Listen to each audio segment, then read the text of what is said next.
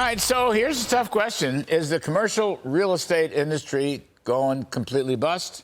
Going to drag down banks? Could it drag down the economy with it? I don't know.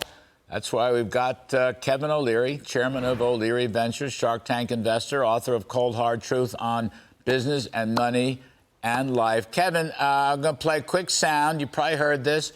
Your colleague and pal, Barbara Corcoran from Shark Tank, is giving us a major league warning on commercial real estate. Take a listen to what she said on this network.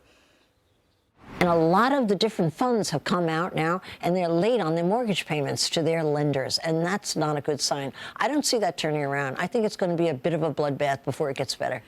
All right, Kevin O'Leary, a bit of a bloodbath. I'm not sure what that means. What do you think it means?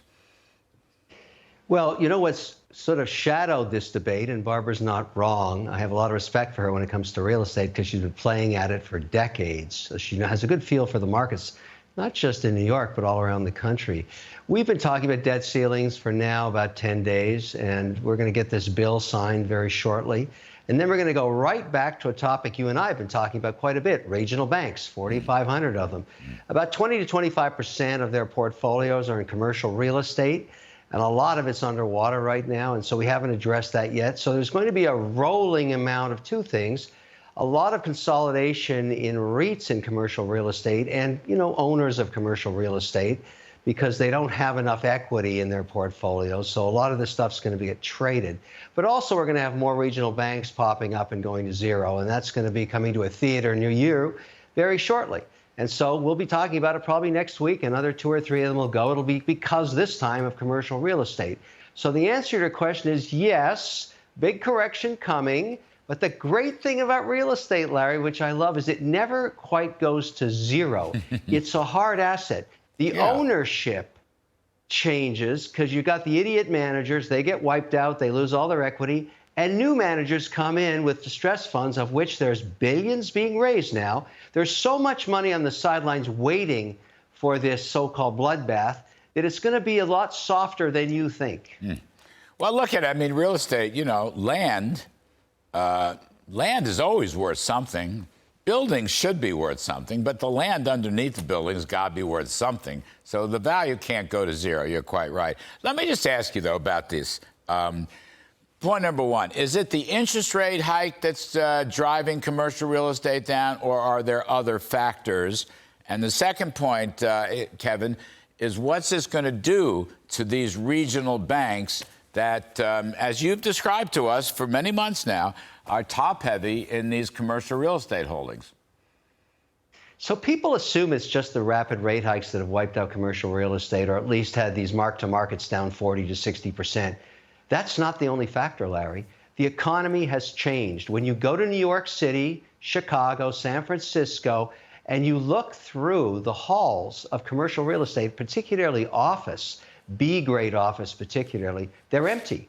They're 40 to 60% empty. That's because people have been working from home for the last 3 years, and they're never coming back, particularly to a war zone like San Francisco or a highly taxed jurisdiction like New York. There's no reason to do that anymore. So no matter how much you talk up your real estate book around office, the world's changed. Not only are rates up, but people don't want to work in a cubicle anymore. They're done with it. No matter how much your manager says you have to come back, you're not going to. That's for about 40% of the employee base and about 10% of the economy. And there's 11 sectors. I get tech. They want everybody sitting around if you're an engineer. But everywhere else, you don't need to do that. And so these towers, too, particularly B-grade, are going to change ownership. It's going to be a little ugly. Grown men are going to weep. But it used to be every 7 years this happened. It's been 21 years since you had a really good shakeout in commercial real estate, and you're about to watch it happen. Now, regional banks are going to take it on the chin. Haggerty's got a bill out. No one's talked about it because we had the debt ceiling debates, but it's going to come right back on the table. And what he's trying to do is say, let's protect payroll accounts in these regional banks as they get consolidated or go to zero or whatever they're going to do. Plenty of idiot managers left in regional banks. I predict, and it's just a prediction, but over the next 5 years, we'll go from 4,500 little crappy banks to 800 super regionals that'll be well financed. It's going to be painful as that happens. But get over it. It's not going to shut down the American economy. The last thing we're going to do, though, Larry, is tell the taxpayer they bear all the burden for the idiot managers. That's not going to happen. A lot of people are going to lose a lot of money in equity and bonds of idiot management regional banks. I got one more for you. Speaking of the regional banks, there's a movement by the American Bankers Association and other lobbyists to stop short sales of banks. I love this. Blame the short sellers. Shares in mid-sized banks like PacWest and Western Alliance are trading 50 to 80% below where they were before Silicon Valley Bank went down. And you've got some congressmen that are putting the pressure on Gary Gensler, the SEC chairman. Short sellers are currently taking advantage of perceived instability in the banking system to make a quick profit. Lord save us from a quick profit, Kevin O'Leary. And finally, the ABA urges Mr. Gensler to consider all its existing tools to stop abusive short selling. Abusive short selling.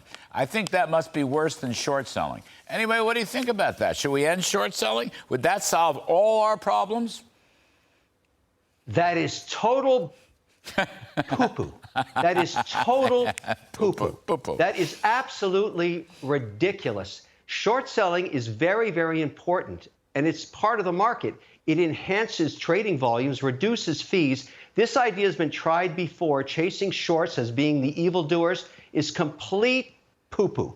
And it's not going to happen because we've already had these examples before. We've tried to stop short selling every time there's a lot of pressure. Shorts happen because of idiot managers. People are constantly looking for opportunities for upside-down balance sheets and betting the other way. And remember, there's risk in doing that, Larry. When you're short, you have unlimited downside. So you've really got to do your homework. Yeah. Short sellers are a lot smarter than guys that just go long. They are here to stay forever. This idea will go nowhere. It will not become law. It's utterly poo-poo. The worst idea I've ever heard. Just before we let you go, because you're the smartest businessman investor we know, could you just quantitatively and analytically refine your definition of poo-poo? I just want to make sure I understand it. Larry, your show is family values, Yes, it my is. friend. Yes, I'm all it is. about family values. Everybody knows what I mean. Everybody understands totally what I mean. Thank you. Thank you very much. Great to see you. Great to see you. We will talk very, very soon.